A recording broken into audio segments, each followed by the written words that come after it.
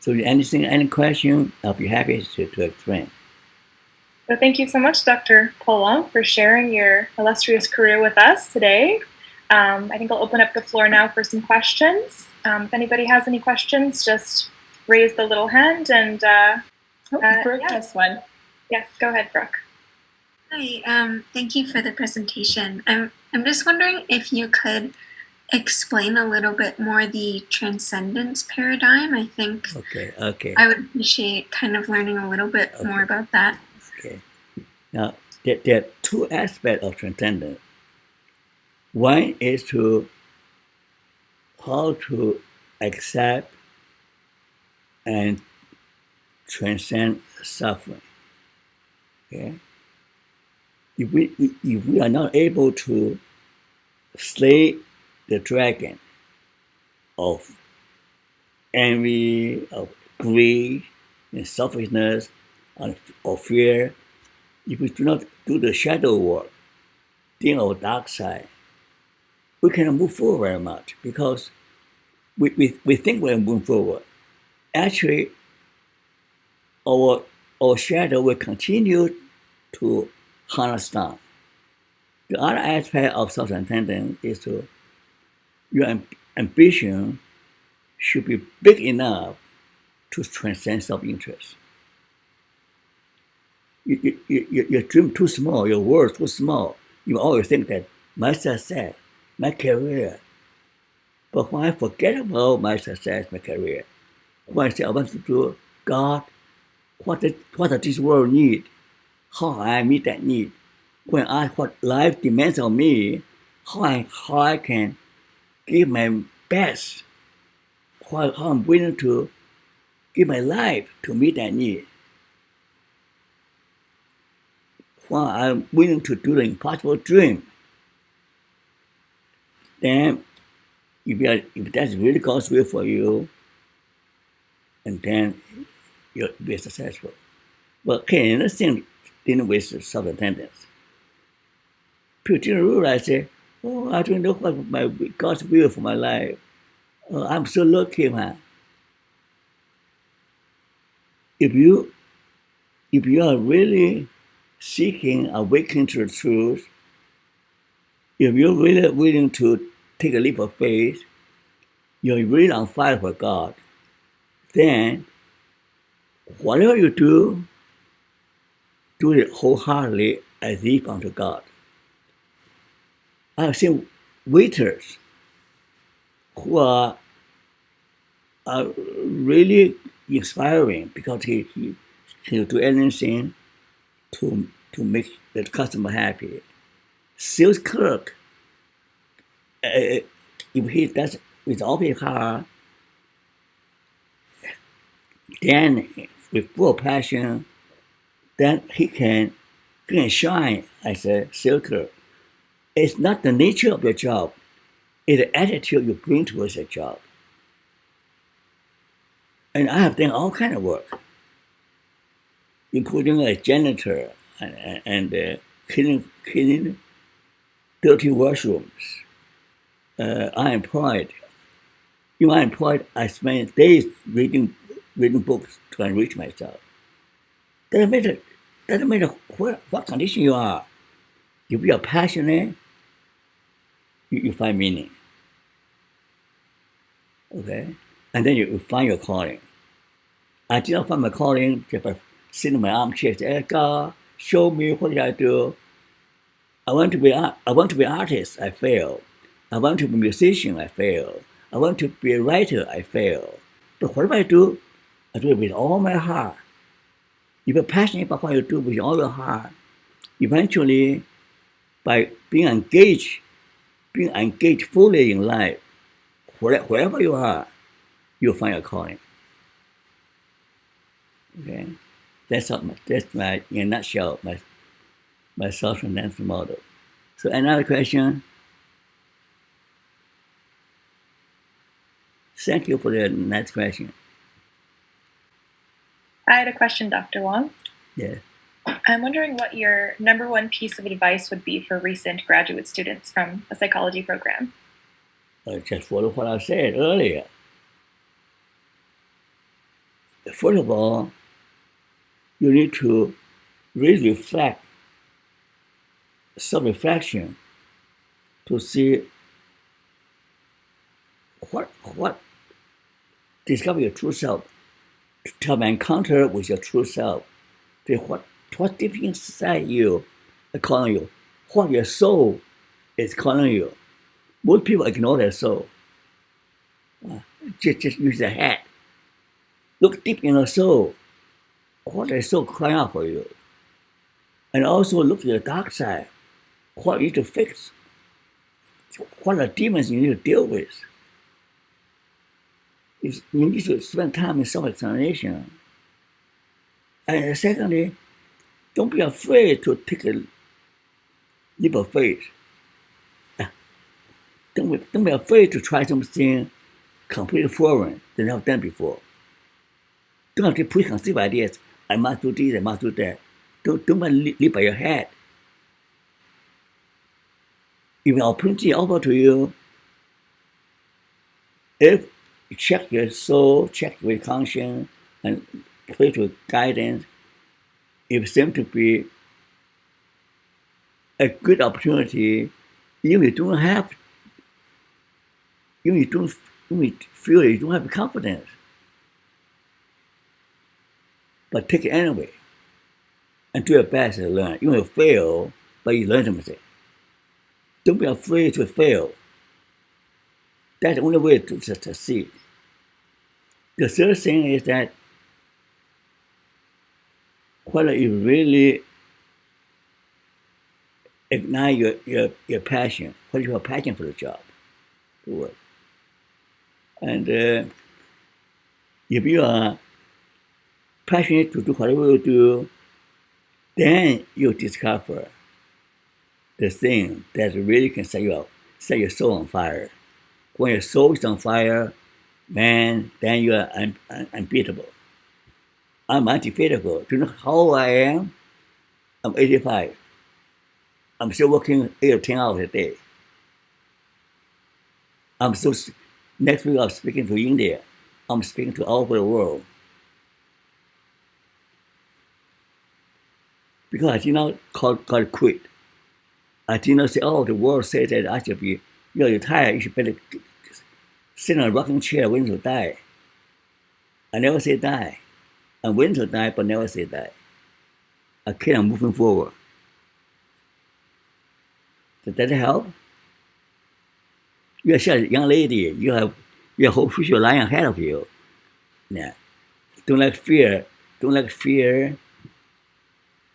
prevent you from doing what you dream of doing. I rather fear God than fear man. I'm fearless. You are fear God and do His command, then I'm fearless. Okay, another question. Thank you, Dr. Wong. Are there any other questions? Here's your opportunity. Don't miss it. Don't be afraid to say, oh, my son's stupid. Doesn't matter. She asked me. Well, I'll let a few moments for other people in the audience to think about some questions they might have. I did have one question for you. You touched on this briefly on your presentation, but I consulted some of your work and I thought your work on grit was fascinating.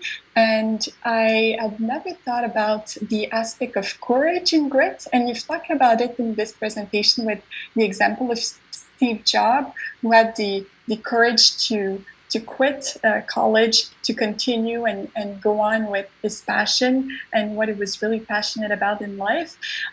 So I think that's very inspiring to me and very interesting.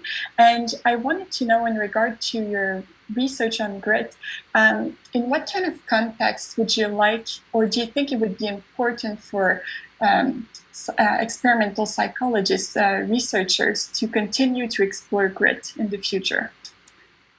Yeah. Okay.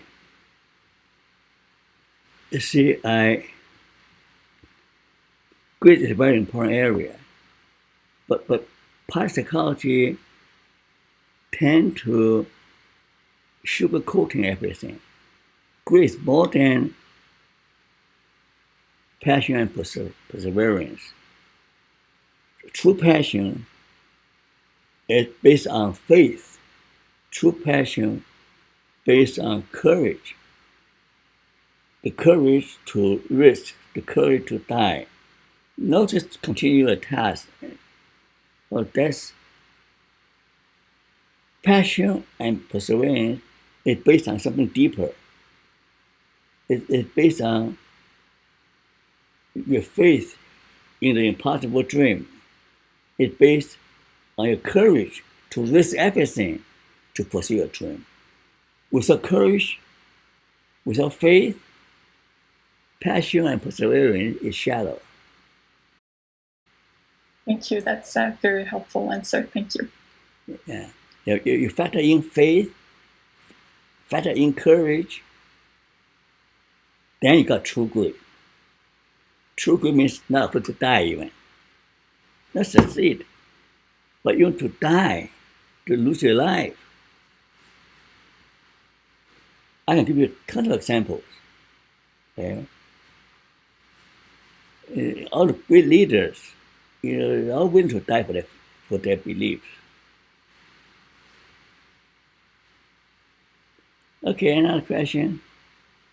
I did have just one more question, Dr. Wong. So you talk a lot about, confronting difficult or painful emotions, doing shadow work, all of that, that I think is really, really important to get in touch with that aspect of the self. I'm wondering if you have any suggestions regarding that. Like, how do you go about the process of accepting difficult emotions? Okay. So it's very difficult just focus on negative. That's why I'm extending positive psychology. Because we cannot just focus on the dark side, then we got depressed, then we sink deeper, and then become mentally ill. So that only focus on the dark side is dangerous. What I'm proposing is that you have to be balanced by belief, by faith. Faith in a dream of a better future. Faith in someone who can help us. Faith in God, or faith in whatever we call that. Faith in Buddha, faith in nature, or faith in your ancestor, or faith in the Great Spirit, or faith in the sky god, whatever. Faith in some force, some energy much bigger than you. You need this faith in the future, faith in yourself, faith in a helper. Then you have the resources and courage to deal with your dark side. You need both. That's why I talk about a dual system model, yin-yang. You need both yin and yang. Only yin, you got into depression. Only yang, you got arrogant. You got become an arrogant jerk. But you need yin-yang to have a balanced life. To have a life to find the middle point, the middle way. The Buddhism, Confucius, Aristotle always call the middle way. The middle way is the best way, not optimal. The best happiness, better. But that is the chasing after the wrong thing. You choose the middle way, then you find inner peace and harmony. You find the most happiness, greatest success. Then you have comfort. Everyone's that. So people find each other. Countries find each other. You want to have inner peace. You want to have world peace. You seek the middle way. If we have inner conflict, most of the conflict outside will fail with inner conflict. If you can find peace for yourself, then you find peace with the world, and with heaven and earth, and people, then you have perfect harmony. Okay, no more question. And nice talking to you guys. Bye-bye. Thank you so much, Dr. Wong, and everyone else for coming out today. We really appreciate it, the time, the insight, everything. We'll be sending you a complimentary gift from UNB. And yes, thank you. If anyone's interested in this recording, just send me an email and let me know. I will send my email to the chat right here. And thank you again, everyone. Thank you. Bye, Dr. Wong. Bye. Bye-bye. Well, nice to see you. Great to see you. Yes. And if you have any questions, don't hesitate to email. Okay, it's very good if you have anything you wanted to ask. And I am being a female, so a lot of psychologists, so what do the females do? And then everything else. And I think it is so important to learn whatever you get an opportunity to learn. And to me, I was an educational psychologist, doing assessment, doing all things with the school board and everything else. And then there's opportunity to, to open up and learn something else. Always, when there is a door open, go in there. And you might not know what it is, but God knows what your gifts are. And so, as a clinical psychologist, and you always have worked with people who have gone through suffering, especially the last 2 years of pandemic. I just canceled one in person. We are not quite ready because of the 6th wave. And, a 17-year-old, 16-year-old, they really wanted to know, what am I going to do? I want to go into university. What courses should I take? And the people who graduated said, should I go into a PhD program? Should I get a job? I mean, it is hard. However, but if you feel that you are, if there is an opportunity, I learned, when we were in Ontario, so we went for sabbatical at UCLA. And then when we saw UCLA, there was a clinic. And for people for children who are suffering from, ADHD and suffering from that, I was there, right there, opportunity. You wouldn't believe it. The courses you take and the experience you have in the clinic, and it's all part of your skills.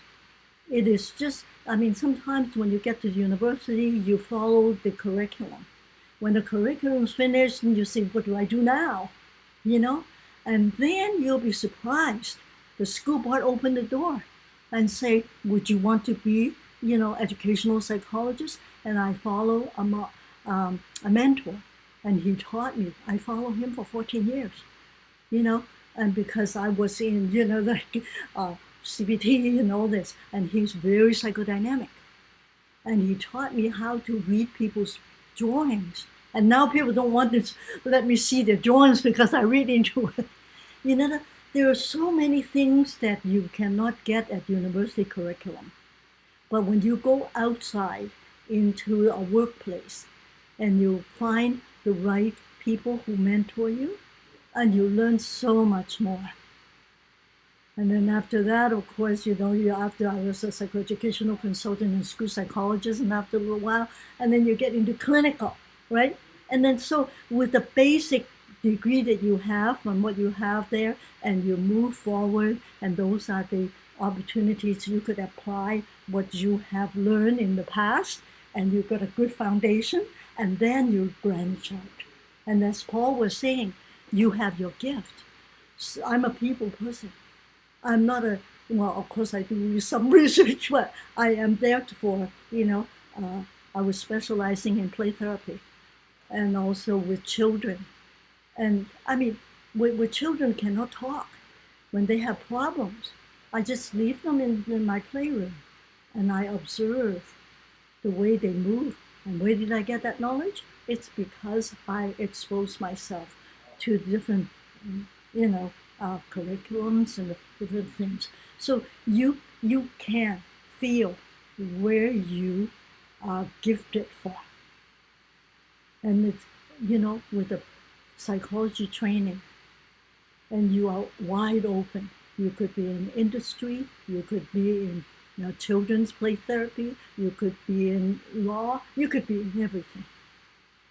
So, yeah, all the best to you.